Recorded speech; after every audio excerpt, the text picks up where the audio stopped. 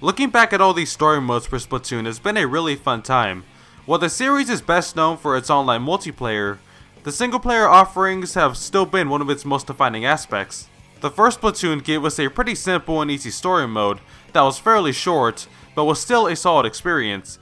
It proved that Splatoon's gameplay was also capable of being a 3D platformer, alongside an action game, with lore that made this world feel more alive than it already did. Splatoon 2's story mode continued the ideas the first game had. The hub worlds were larger, up to 10 weapons were available instead of 1, new bosses, and level design with far more interesting mechanics and design at play. The problem, however, was that the structure was the exact same as before. The story wasn't that different, it wasn't much harder, and the finale was New Super Mario Bros. Levels are rehashed. I still really enjoyed my revisit of it, but in the grand scheme of things, it's the least memorable story mode. Octo Expansion was when the single player of Splatoon truly came into its own, an incredible DLC campaign that blew the last two out of the water. I still highly recommend Octo Expansion to any Splatoon fan that has yet to play it. Its quality and care matches that of Splatoon's multiplayer. Splatoon 3 was announced in 2021, and with that meant a new campaign, Return of the Mammalians. We really didn't know much about it until the game was released. The marketing for the story was incredibly minimal, so a lot about it was kept in mystery. I was still really excited for it though, because I was really curious what they would do after Octo Expansion set a new standard. Well, Splatoon 3's been here for a bit now, having a firm grip on my life as I spend many hours on it, but I've been able to pry myself away from the game in order to make this video.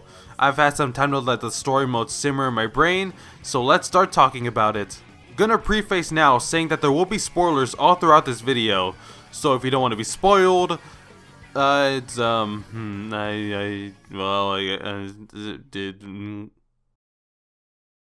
further ado, this is Splatoon 3, Return of the Mammalians.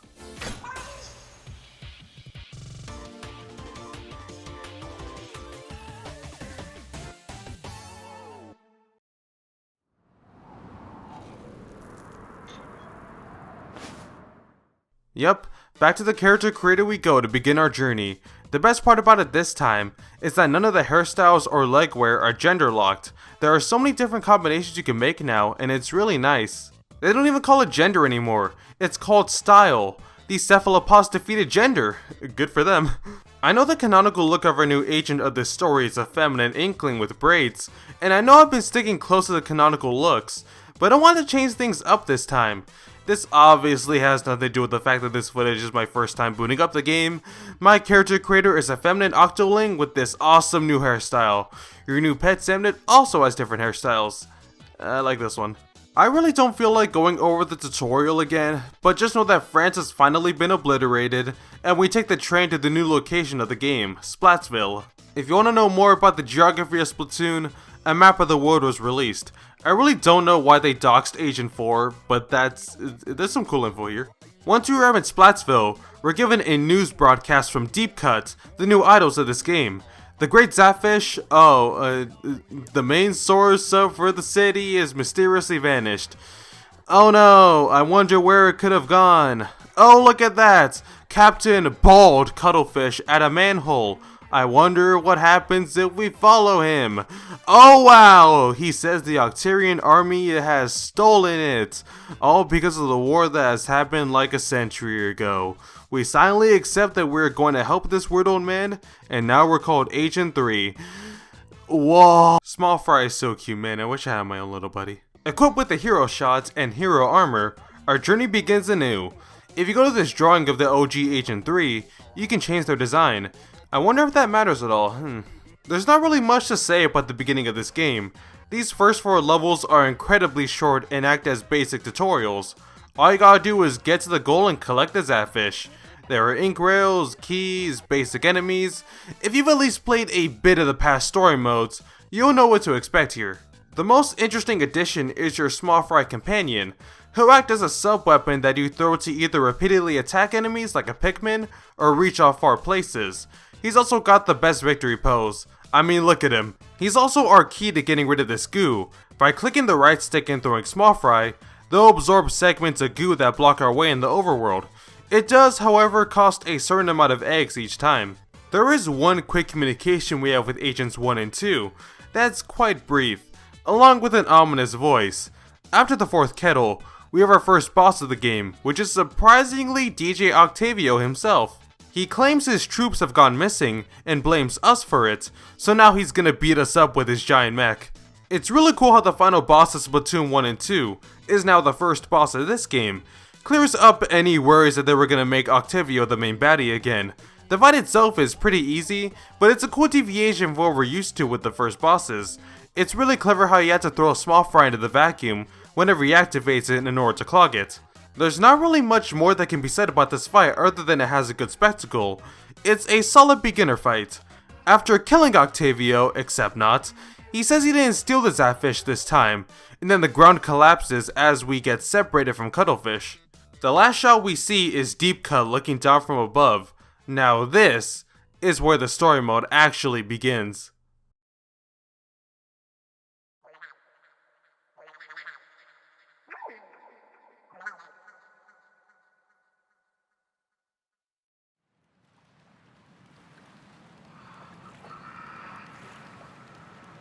This is Alterna, the real world of this story mode. You quickly get introduced to Agents 1 and 2, and the new captain of the Squidbeak Splatoon, the original Agent 3. For clarity, I like to call our player Neo 3, but that's not really gonna matter. Instead of collecting Zapfish, our main goal is to search for Cuttlefish, which will lead us to the 6 sites of Alterna. The structure for this game combines many aspects of the previous campaigns, but feels completely different from what came before. Each site you visit is filled to the brim with fuzzy ooze. To clear it up, you'll need eggs, and the main way you'll be collecting eggs is through missions similar to Octo Expansion. Throughout the map you'll find these kettles that have challenges similar to those of the Deep Sea Metro, but instead of Sea Cucumber commanding us, the system is controlled by an AI known as Orca. Completing these missions reward you a certain amount of eggs that you'll use to clear up the ooze, opening up more areas of the map, which leads to more kettles. Rinse and repeat this cycle until all the missions have been cleared and all the fuzz is gone. You don't even have to do all the kettles in a site to progress. You simply need to clear a path to the next site, and or reach a boss kettle if there's one on there. There's a lot of freedom given with this new structure. If you just want to finish the story as quickly as possible, all you need to do is get enough eggs to reach each destination and you're good. If you're someone like me though, you're going to be playing every single level and clearing up every single part of the map. These are easily the best designed hub worlds the series has had. The environments are a lot more organic than the floating platforms of Octo Valley and Canyon. These feel like actual locations that you're exploring.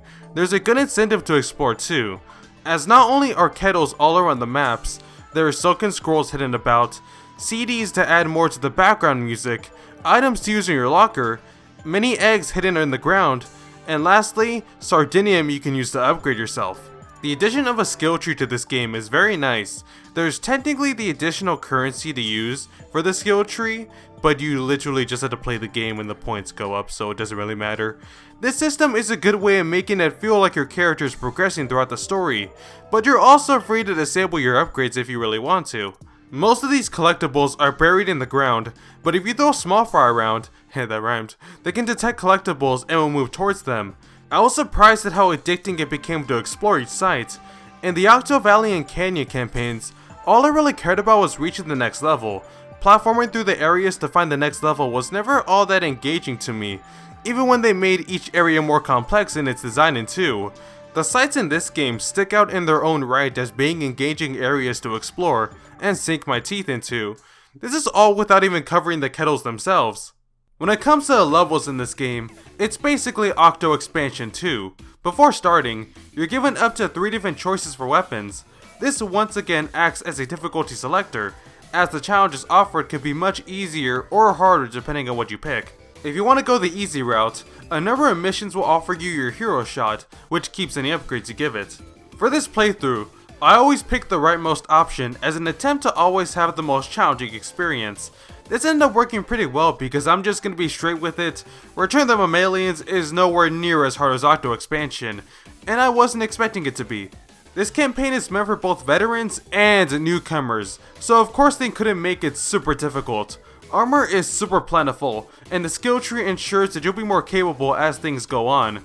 Fees to play levels are also basically non-existent. Not only do a number of them have no cost, but the fees are nothing compared to the triple digit fees of before.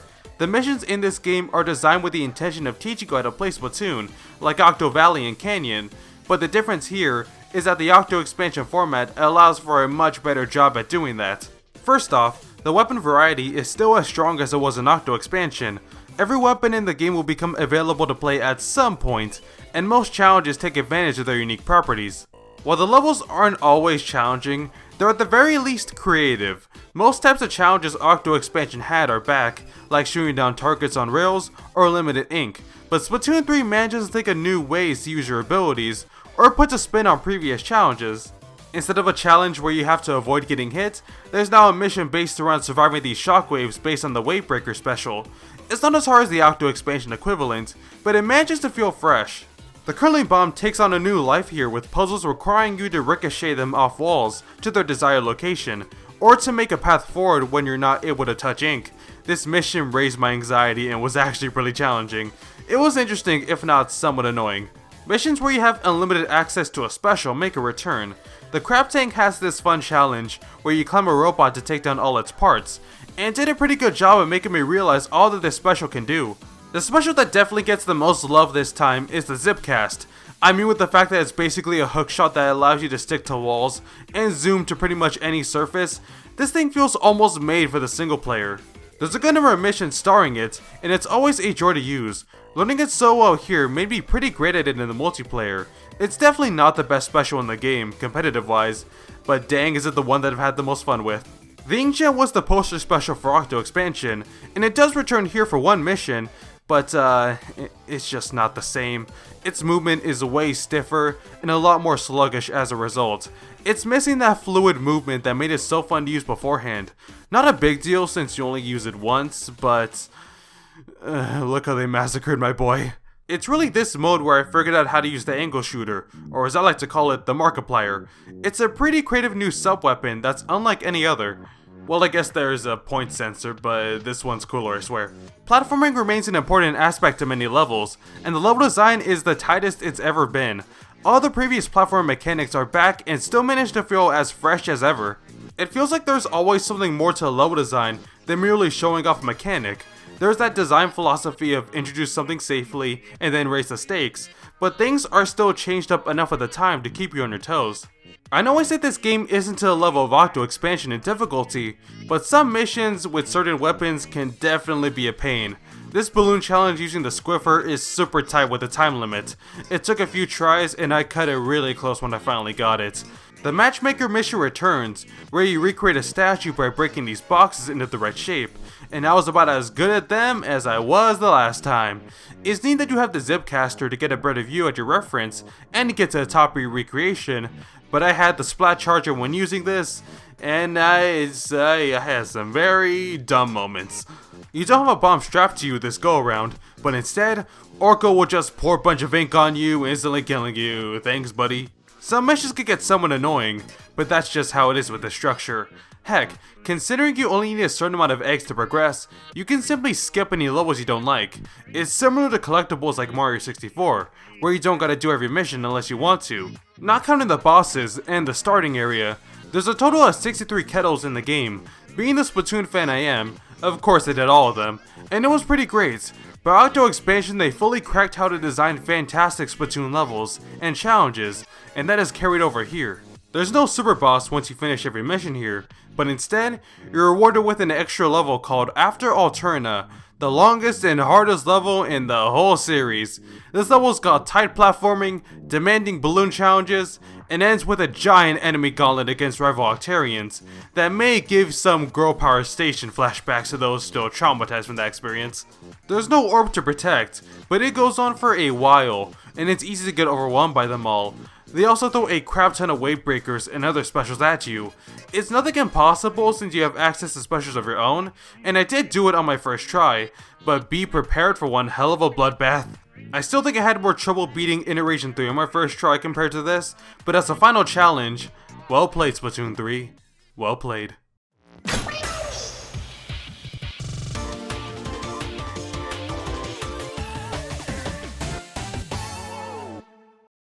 The Deep Sea Metro was such a fascinating addition to Splatoon's world, acting as the dark underbelly of what's otherwise a familiar society ruled by humanoid sea creatures. It's a place meant to entrap those unfortunate enough to end up there, and the murkier colors and bizarre landscapes encapsulated those feelings of helplessness and discomfort. The art direction for it truly was top-notch. For how that has been followed up, the world of Alterna is one of a sanctuary that fell to ruins. Besides sunken scrolls, which are more what you expect by this point. Oh my god, look at them, please come back soon! The new method of delivering story comes with the Alterna logs, texts about the world that become more deciphered the more missions you play. They're a fantastic new source of lore, with a lot to read through. It's no secret by this point that Splatoon takes place in a post-apocalyptic Earth, and the lore put forward here pushes that to its logical extent. Surviving humans found shelter within an underground cavern deep below the Earth. Humanity began to grow again, as society rebuilt itself in part thanks to these unique liquid crystals found within squids, before humanity fell once more due to its own hubris, killing all humans once and for all, while the after effects of the disaster caused sea creatures to evolve until they reached the surface and created the world of Splatoon as we know it today. That's a very brief summary of the lore on display, because I don't want to repeat it all to you, but I love how much of the story is told visually. The artificial sky was created to give humans that sense of familiarity with the world. Most sites in the game have a very industrial feel to them. They remind me of places like power plants, Arctic labs, and shipping docks. The items you can collect for your locker are forgotten remnants of the human race, but the biggest takeaway from this has been people putting Easter Island heads in their lockers for the lulz. The surreal nature of the backgrounds for levels have a lot more context this time. It's humanity attempting to recreate the world they once knew. It's why a number of the themes have cities as backdrops, my favorite one being the neon city that reminds me of Spider-Verse. I also really like the direction they took for the final site of the game. What was seemingly a modern city has since been sunk into ruins, as you grind road to each tower to access the next kettle. Besides the fast travel, you go to each site through these tubes that you speed to the next location with. While it's not technically one big map like Octo Valley, this is the most the hub worlds in a Splatoon game have felt connected since then. Each time you travel through these tubes, you get a good look at the massive rocket station in the center that's completely coated in fur. A great set piece for the whole story, and obviously where the finale will be. Our main cast for this game is pulled right out of Splatoon 1. The Squid Sisters are your guides all throughout, and I think out of every story mode so far, I actually caught more of what they were saying during levels, and there were some pretty good exchanges. There was probably stuff like this in Octo Expansion as well, but the challenge of that game made it harder to pay attention. The Squid Sisters are still my least favorite of the three auto groups, but I still love them in their own way, and I appreciate that this story mode gave them some more to offer. Despite not being a player character since 1, Agent 3 remains mute with Marie there to occasionally say whatever they mumble. There's a charm to how they're portrayed, and though there's not too much, I don't know, Agent 3 is pretty cool. Neo 3's just kind of here to do all the work. There's not really any characterization, or maybe there is, I don't know. I look forward to seeing all those different headcanons and interpretations y'all have for this agent. There's a clean canvas for y'all to paint here. The best inclusion character-wise for this story mode is definitely Deep Cut. Unlike Off the Hook, who had to wait to the DLC to be featured in the story mode, Shiver Fry and Big Man are here from the get-go, which I am very happy about. They've got a really interesting role here as well, with a Team Rocket type of characterization. They want Alterna all to themselves to loot whatever treasure may be found here, and are the main bosses you'll be fighting every other site. Besides Agent 3, we haven't had new bosses since base Splatoon 2, so it's good to finally see creative new bosses again. I like how you're fighting actual characters this time around, instead of giant machines. You got Shiver and Fry piloting and commanding their own unique creatures, and Big Man is straight up a Super Mario Sunshine reference that I'm afraid I have no connection with, because I hardly played that game. When it comes to the music of stages and the overworlds, Return of the Mammalians has my favorite OST of any story mode. Instead of having a single overall theme that builds up as you continue, each site in this game has its own theme. I really enjoy the vibe Site 3 goes for. Despite snow being a constant, Site 3 is the closest to an ice level, and the track has such a chilled out feeling to it.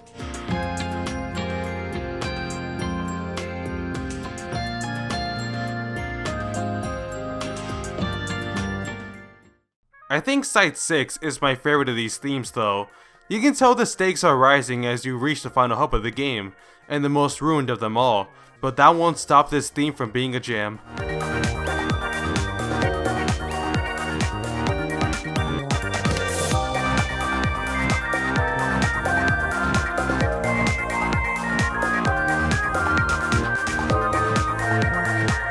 The level themes heavily embrace the techno direction Octo Expansion set, but I think these tracks feel a lot more realized and fleshed out than before. A number of the level themes in that campaign were a little bit too simple for my taste, despite how much I enjoy them. I played a number of themes in the background already, but I want to give special attention to this theme. It has no right being as catchy as it is, and it's kind of become a meme at this point, but dang, do I love the song that goes bing bing bang bang.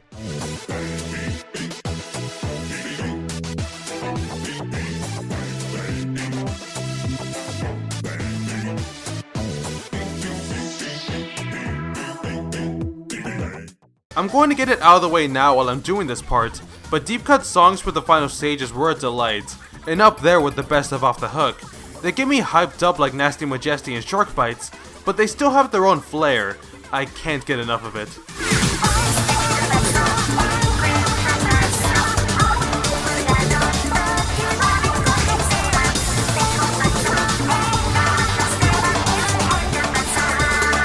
I feel like I've exhausted enough of what I could say before diving fully into the endgame, so I'll stop beating around the bush and get to that now.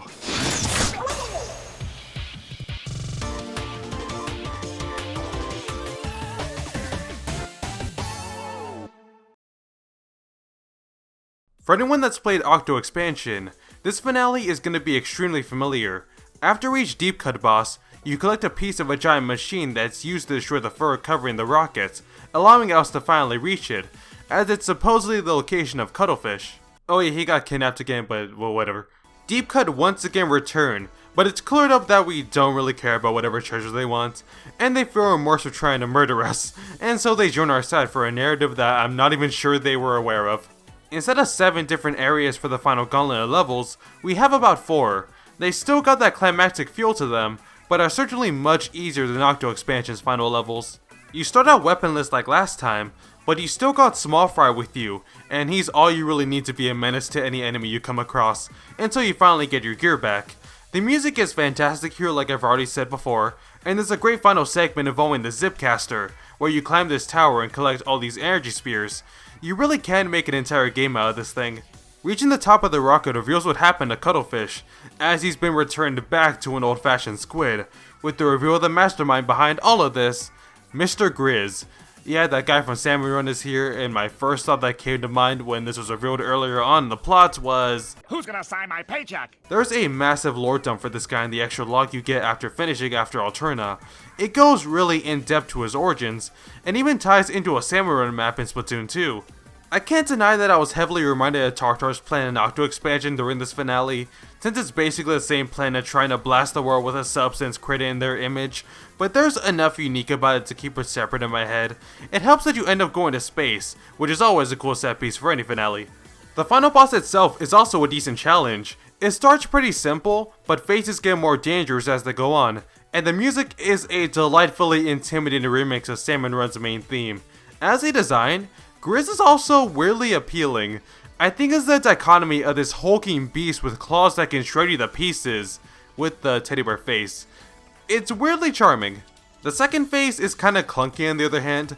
It's surprisingly easy to grasp how they control this vehicle, but I think it ends up being too much of a deviation from Splatoon's gameplay. I think painting Tartar's statue was a much better timed challenge, that was better timed with the music as well. This is a great rendition of Calamari Incantation though, I just want to make that clear. My favorite part of this final section is that Octavio joins you as an ally. His role as a main antagonist only really worked in Splatoon 1 if you ask me. Making him a smaller scale rival or ally, similar to characters like King Deity or Bowser in a number of the RPGs, works a lot better to me. Small Fry evolving into a huge Samnid to have a Godzilla fight with Grizz was kind of out of nowhere, but it's fun and goofy, and that's always been a part of Splatoon. Heck, I guess if you want to make up some sort of reason, Calamari Incantation has supposedly had very magical qualities to it, so yeah, it's just magic now. I still believe Octo Expansion has the best finale of any Splatoon game, from the set pieces and how well it escalates, but this finale is no slouch either. Does a lot more than the first two story modes, even if I think the original fight with Octavio remains the best final boss in the series by itself. Once Grizz gets brutally murdered and the Earth is saved, we get our usual newscast about the Grey Zapfish returning. There's this little bit about Deep Cut realizing Agents 1 and 2 are actually the Squid Sisters, kinda brings things full circle since that was originally a twist in Splatoon 1. They play the newest single by the Squid Sisters, and that ends the story mode of Splatoon 3.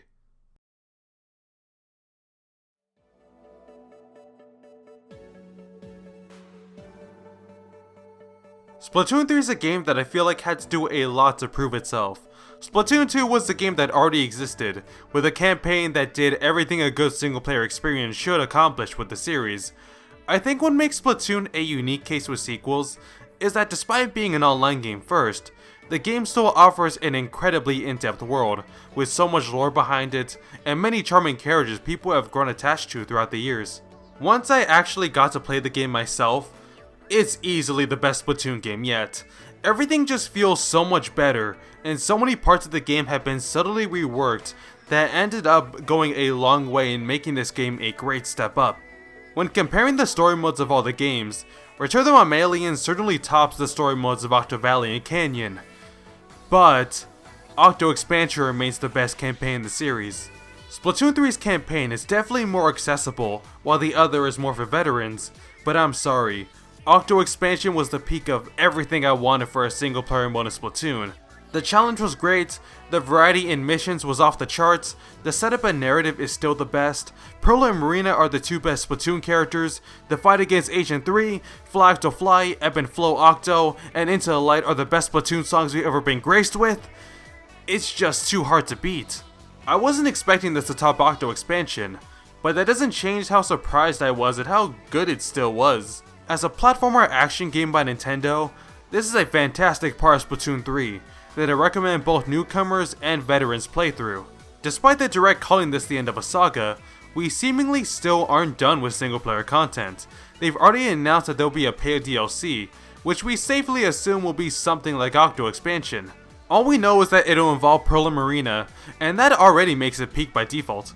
That's still looking pretty far off, so for now, that wraps up my marathon of covering single player Splatoon. It's been quite a ride, I gotta say, and I thank anyone who stuck around for the whole thing. I'll return to talk about a new story mode someday, but until then, thanks for watching.